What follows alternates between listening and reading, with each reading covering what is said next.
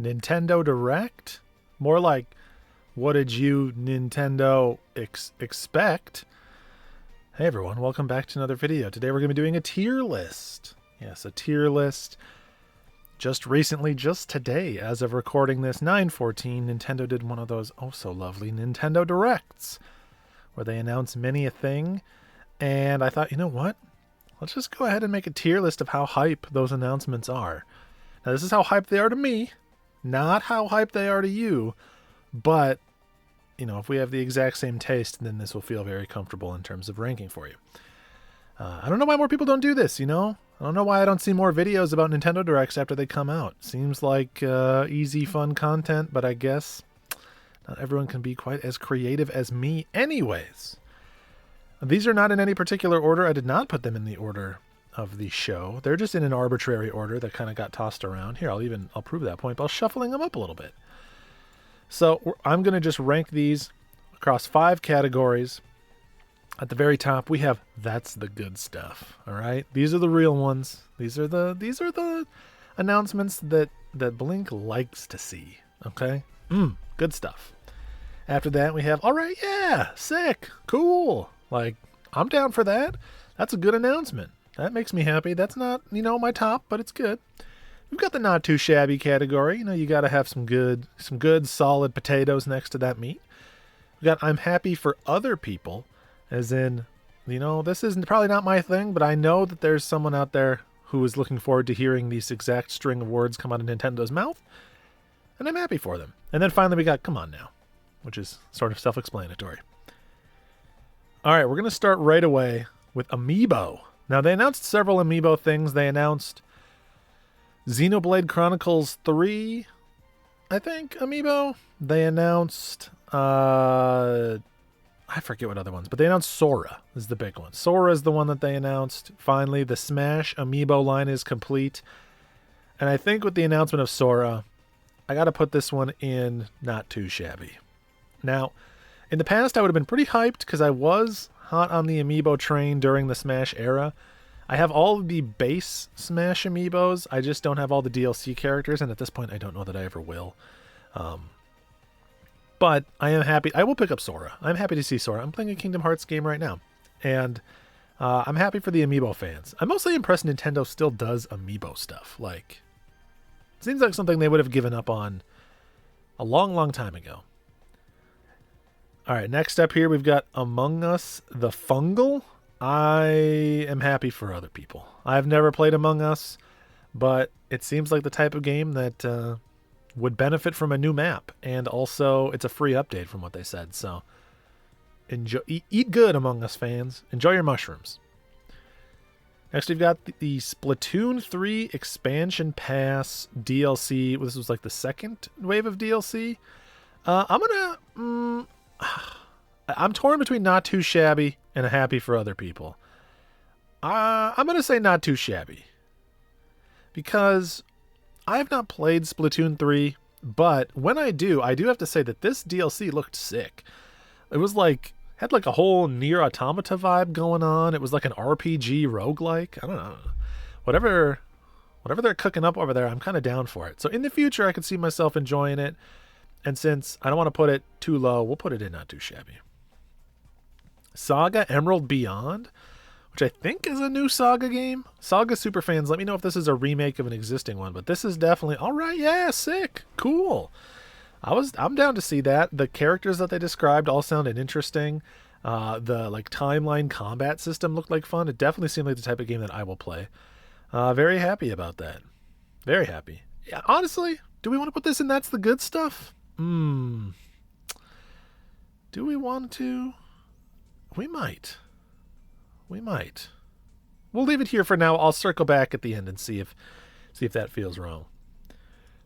Next up here we have Dave the Diver, which is kind of like a like super hit indie game this year. Everyone's been talking about it. Or I feel like maybe not everyone, but it's been getting more buzz than I would expect. It's like a combination of you dive underwater, I think you like battle fish, sharks, etc., and then you bring them onto land, and Dave runs a sushi shop, and you turn them into sushi and sell them to customers. So it's like half Overcooked, half Cooking Mama, half Subnautica. All three halves in place. I'm happy for other people. I'm not going to play that on Switch if I play it, but happy to see it. Happy to see it. Next up here, we've got Yoiden Chronicles, which was kind of just like, hey, here's something more about this game that you already know is going to be cool. Now I'm torn because this one, I'm 100% going to play this. I like Suikoden. This is like the modern Suikoden with all of the serial numbers filed off. But I am not going to play it on Switch. So do I put it in I'm happy for other people? I don't think Switch is going to be the platform I play this on. But I don't know. It also looks really good, so maybe I'll break my own rule about whether or not I play it on Switch, and I'm going to say, all right, yeah, sick, cool. We had what I don't even know. Let me look at the name of this game. That's how rough it was. It was in this like free to play section. It was quite weird. Battle Crush was the name of it. It's like some sort of like PvP free to play thing. That's a come on now for me. Realistically, I might play it. I've tried some of the free to play stuff like Knockout City, but like it just didn't excite me in any way. If you had told me that game already came out, I would have been like, yeah, there's 100 games like that. So it just kind of was what it was. All right. Next up here, we have Eastward DLC. It's called Octopia. Eastward seems like a game I really should check out. It's been on my wish list for a long time, or on my backlog, I guess you could say, for a long time. I do like the vibe of it, but I have not played the game, so I'm happy for other people. Ooh. All right, we got Contra. Was it Operation Garuda? Galuga? Baby Beluga in the deep blue Contra? That's a not too shabby. Don't get me wrong, I love the original Contra. If we were tier listing video games, original Contra goes in, that's the good stuff. I'm just real skeptical of modern Contra. I don't know. I feel like every game since like the Genesis has just not been as good. Well, Shattered Soldier on PS2 was pretty good, but yeah, I'm cautiously optimistic. It's Way Forward, which only makes me more cautiously optimistic. So, Horizon Chase 2 on Switch. I mean, sure, I'm happy for other people if that's where you want to play it. I haven't played the first Horizon Chase game at all, and if I did again, I would probably not play it on Switch. I'm at a point in my life where I'm not really playing much outside of first-party stuff on Switch because I would just much rather play it on like a console where I know it will run well, like where I can get a 60 FPS option. So the portability of Switch is nice, and I will play some indie stuff on it here and there, but by and large, this is no longer where I play my indie or third-party games. I think a lot of people agree with that. Luigi's Mansion 2 HD. There was a little bit of like gameplay, a little more. Basically just a reminder that this is coming out. I'm surprised that this is not coming out in October. It's coming out like, I think they said summer next year. Not too shabby. I love Luigi's Mansion and I love the 3DS. But this is not the best Luigi's Mansion game. Not my fave. And so I don't think I'll end up playing a HD version or a remake when it comes out. It's going to be for the folks that didn't play it already, and I'm happy for you. But it's still cool. Like, it's not a bad game, so it's not too shabby. Mario Kart 8 DLC. I mean, it looks fine. Again, I haven't played really any of the DLC tracks in Mario Kart 8. I'm happy to see my boy Funky Kong returning, but I don't really have any sense of what is or is not available in terms of Mario Kart 8 DLC right now. Like, I haven't kept up. It's a great damn game, though. Mario Kart 8. So good. All right. Next up here, we have the Mario RPG. They showed some, like, team attacks and a little bit of, like, how the battle systems work. It wasn't too much of a new announcement, but good to see the game again. I have it pre-ordered. I'm definitely going to play through it. I love Mario RPG. I would say, if this was the previous direct or the one where they announced it, that would be top tier, all right? We'd be saying that's the good stuff all day. since it was just kind of an update, it made me happy. I'm going to say, all right, yeah, sick, cool. That's fine. Detective Pikachu 2. Probably I'm happy for other people. I do plan on playing this one at some point, and they really, again, just showed more gameplay. They were letting you know that you can ride Pokemon and look through walls with Luxray, which seems like a HIPAA breach, but I guess Pikachu's a grizzled detective. He doesn't care about no privacy laws, and yeah, whatever he needs to do, get the job done. I'm happy for the folks that are happy. I will probably play it at some point in my life. Like, I will die having played this game. But in a year as stacked as this, I don't think I'll have the time for it. Mario vs. Donkey Kong. This looked cool. All right. I like this series. I like the idea. I've actually never played a Mario vs. Donkey Kong game. And for those who are not aware, that's like where Mario is a little like miniature character, and like it's more puzzle based than it is action platforming based. Very popular on Game Boy Advance and DS. I'm gonna say, all right, yeah, sick, cool, because I'm pumped to play that, but it's obviously not one of my favorite series. I haven't ever gotten around to playing one other than Donkey Kong 94. Donkey Kong 94 on Game Boy is like the prototype of this genre, vaguely, and I have played that, and it's amazing. So very cool. I will check that out. They announced the Nintendo Museum is coming in 2024. Okay, like, I guess I could say I'm happy for other people, but it's like, that's a really specific, targeted announcement to make, especially when there's a Japanese version of the Direct that's available. Yeah, that's an odd one. By the way, the Japanese Direct announced a new game from Onion Games, which is the folks that made Moon Remix RPG. It's like Star Children or something like that. I forget the exact name of it off the top of my head. Looks incredible. That's one of my most anticipated games instantly. If you've never played Moon Remix RPG, please go play it. It is so good. And I wish that they had put that in the English Direct, because they did confirm on Twitter that it will get an English localization. So, good news. I should have probably put it in this list. We saw more gameplay for Prince of Persia: The Lost Crown. Yeah, not too shabby. Again, I probably won't play that on Switch, and I think that the game does look fun. But like, Switch news doesn't really do it for me. I'm not really here for third parties on Switch, like I mentioned. Tell you what I am here for, though. Princess Peach Showtime. That is looking so sweet. That's the good stuff right there. I'm happy that Princess Peach is getting another game. Super Princess Peach was a good one. I was like, that's a fun DS game.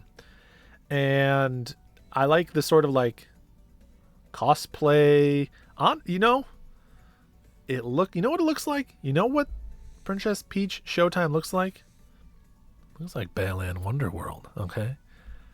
And you either are on the right side of history and you love Balan Wonderworld. You don't have to love it, but you like it. Or, you need to reconsider, because Balan is a fun game. And Princess Peach just looks like more of that. I was surprised at the variety of like gameplay styles. There was a lot of different like things going on. She was sword fighting, and then at some point she was like looking at clues, detective work. At some point there was just like a straight Mario Party mini game where she's decorating a cake. So yeah, interesting. I'm glad that game got more of like a full-fledged announcement. They had like that 10-second clip in the previous Direct, which was so weird, where they were like, we would just like to announce that Princess Peach will also have a video game. Like, they couldn't get the trailer ready in time. So here we are, Princess Peach Showtime. Sign me up. All right, next we've got, what is this? It's something new. I'll have to find my notes here. Song of Nunu, which I guess is a League of Legends thing. Honestly, this is kind of an alright, cool. I've never played any League of Legends anything before, but it looked like a buddy 3D platformer from what I could tell. It was like two characters traversing through these icy sort of environments, and if it's just going to be a fun 3D platformer, sign me up. If not, then that drops down. We've got Another Code Recollection up next. So this is a remake. Well, I don't know if it's a remake. It's a port and a visual upgrade to Trace Memory on the DS, and then Another Code R on Wii, which was the PAL and Japanese exclusive sequel to Trace Memory. This is kind of a tricky one for me. So on one hand, Trace Memory is cool. I have not played the sequel, but I do own it and planned on playing it. So I'm happy that it's getting ported to Switch and more people can experience it. And we'll drop it in the second tier here. I'm pumped to see it, and it might be a convenient way to play it on Switch. I will say the original Trace Memory was one of those games that did some like playing with the DS's format and its capabilities. So you had to like close the DS at one point and things like that. So I wonder how that will translate to Switch, and if they'll still do something goofy and kind of fun like that. I hope that they do. Bandle Tale coming up next. We've got, this was like it was sort of like Animal Crossing-y, maybe a little more of an RPG, and they talked a lot about knitting and weaving. So I'm going to say I'm happy for other people, but in this case I'm specifically happy for my partner. She might be into it because she's a crazy big knitter, and if it's going to be like yarn and crafting themed, that could be cool for me to watch. So I'm pumped to see other people enjoy. Again, another League of Legends one, and I didn't know that was a League of Legends character at all, so shows what I know. All right. Oh, the big dog, F-Zero 99. That's the good stuff. These 99 games have been great every time. Tetris 99, great. Mario 99, or I guess it was Mario 35, right? That was really good. I didn't play the Pac-Man one, but this F-Zero one looks awesome. I'm definitely going to play this. Honestly, probably going to stream it tonight as of the recording of this. I cannot wait to check that out. And what a cool announcement. Weird to see them acknowledge that F-Zero is a studio, or is a franchise. Also, they have like this almost like HD pixel upscale to the game that looks really snazzy. I wonder if they're going to use that for a potential like future retro inspired F-Zero game, or maybe just an F-Zero remake. We can only hope. This is like Spy Anya something. It's a Spy Family game. That's I'm happy for other people. I don't know anything about Spy Family. I recognize the character, but I don't know too much about it. Oh, here we go. This was like a rhythm game. What was the name of this one? Super Crazy Rhythm Castle, which was like a multiplayer rhythm game. I love rhythm games, although I do have to say I'm always a little skeptical when rhythm is mixed with other genres.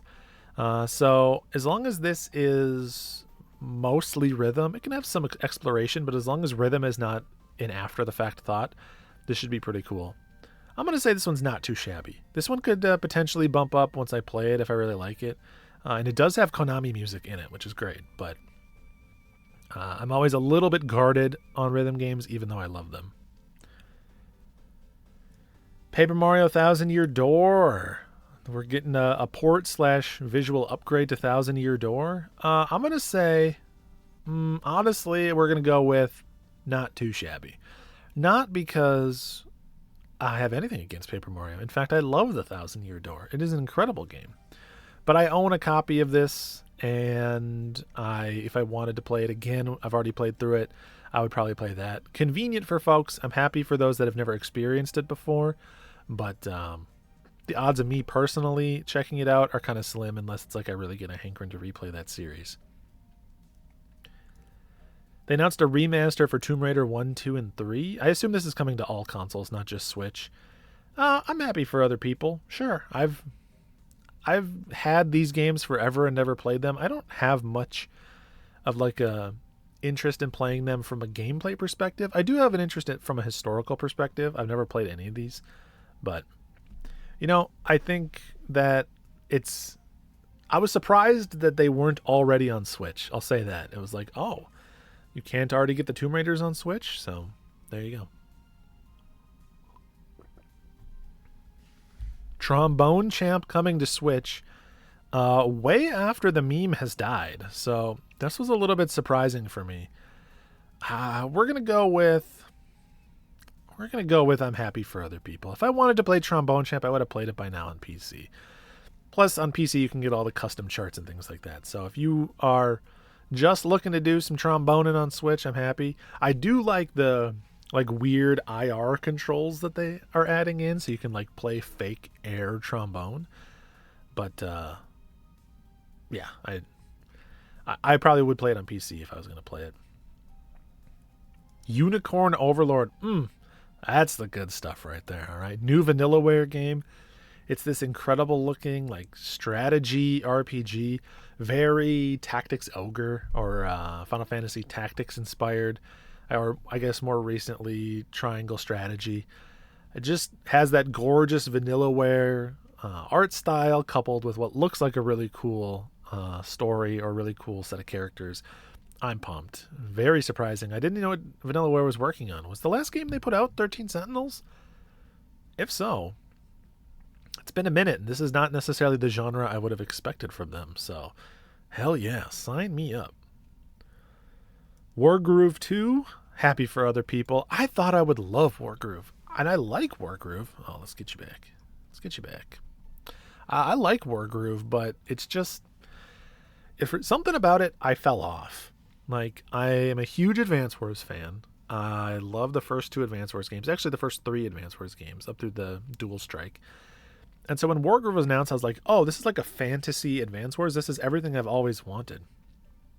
And I played through about half of the campaign, and I just sort of lost interest. I mean, I got distracted by other stuff at the time, but I never really wanted to see it through. So I don't really have any urge to play the sequel since I didn't even finish the first one.